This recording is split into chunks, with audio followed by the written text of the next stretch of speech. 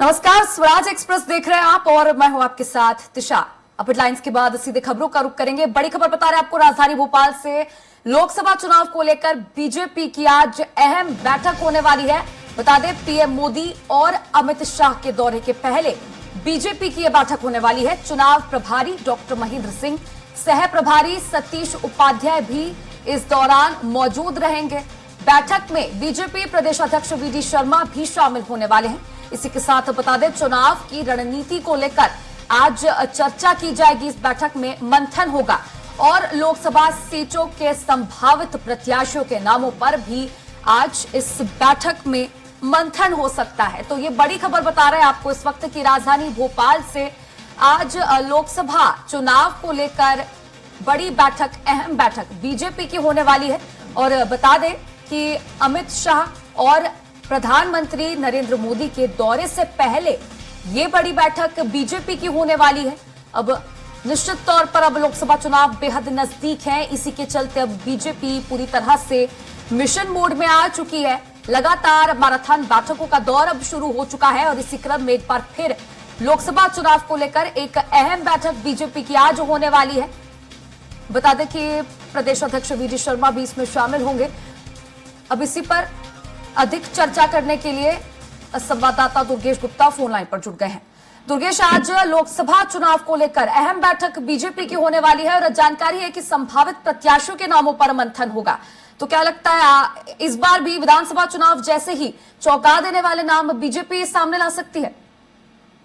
तो आज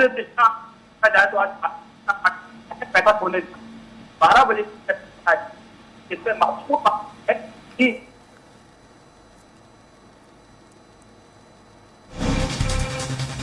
तो देखिए, बड़ी खबर बता रहे हैं आपको। आज जो लोकसभा चुनाव को लेकर बीजेपी की अहम बैठक होने वाली है और जानकारी के लिए बता दें कि प्रधानमंत्री नरेंद्र मोदी और केंद्रीय गृह मंत्री अमित शाह के दौरे से ठीक पहले ये बैठक होने वाली है। 25 फरवरी को केंद्रीय गृह मंत्री अमित शाह मध्य प्रदेश आने वाले हैं, मध्य प्रदेश दौरे पर आने वाले हैं और इससे पहले अब ठीक 3 दिन पहले बीजेपी की ये अहम बैठक लोकसभा चुनाव के मद्देनजर प्रत्याशियों के नामों पर इस बैठक में मंथन होगा और भी कई मुद्दों पर चर्चा की जाएगी। रणनीति का गठन किया जाएगा लोकसभा चुनाव के मद्देनजर। इस बैठक में मुख्यमंत्री भी शामिल होंगे। मुख्यमंत्री के साथ साथ बीजेपी प्रदेश अध्यक्ष वी.डी. शर्मा भी शामिल होंगे। चुनाव प्रभारी, चुनाव सह प्रभारी भी इस बैठक के दौरान मौजूद होंगे। तो निश्चित तौर पर आगामी लोकसभा चुनाव को लेकर रणनीति इस बैठक में बनाई जाएगी और बेहद महत्वपूर्ण, बेहद अहम ये बैठक मानी जा रही है आगामी लोकसभा चुनाव के मद्देनजर। और सबसे महत्वपूर्ण और बड़ा मुद्दा इस दौरान रहने वाला है प्रत्याशियों के नाम, क्योंकि बीजेपी लगातार दावा कर रही है 29 की 29 सीटें जीतने का। 29 सीटों पर कौन कौन से प्रत्याशियों को उतारा जाए, प्रबल प्रत्याशियों के नामों पर लगातार मंथन जारी है और आज की बैठक में भी प्रत्याशियों के नामों पर मंथन किया जाएगा।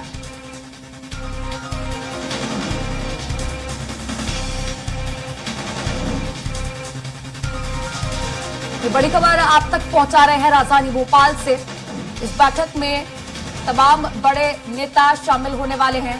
बीजेपी प्रदेश अध्यक्ष वी.डी. शर्मा, चुनाव प्रभारी एवं सह प्रभारी। अब इसी पर अधिक चर्चा करने के लिए संवाददाता दुर्गेश गुप्ता एक बार फिर से फोन लाइन पर जुड़ गए हैं। दुर्गेश, जैसा कि हमने देखा कि विधानसभा चुनाव में बेहद चौंका देने वाले नाम प्रत्याशियों के सामने आए थे और आज इस बैठक में प्रत्याशियों के नामों पर ही चर्चा होगी लोकसभा के लिए। तो क्या लगता है, इस बार भी उम्मीद है बीजेपी फिर से चौंका सकती है?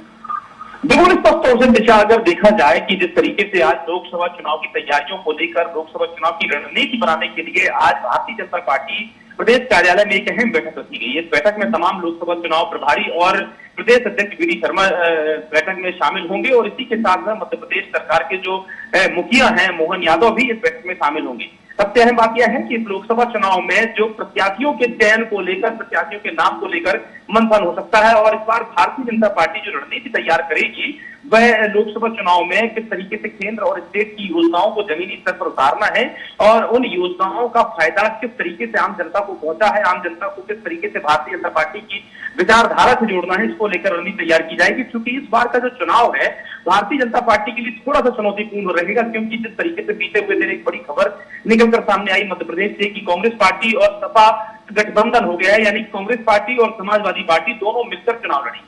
और मध्य प्रदेश और उत्तर प्रदेश के जो बॉर्डर वाले इलाके हैं वहां पर कहीं ना कहीं सपा समाजवादी पार्टी का थोड़ा सा प्रभाव मध्य प्रदेश में देखने को मिलता है। थोड़ा वोटर जो है समाजवादी पार्टी की तरफ रुख करता है, यानी कि इस बार अगर कांग्रेस पार्टी और सपा दोनों मिलकर चुनाव लड़ते हैं तो कहीं ना कहीं भारतीय जनता पार्टी के लिए एक चुनौतीपूर्ण चुनाव रहेगा। इसलिए भारतीय जनता पार्टी के लिए एक अच्छी रणनीति की जरूरत पड़ेगी, जिसके लिए वह आज से ही बैठक कर उस पर काम किया जाएगा और रणनीति तैयार की जाएगी।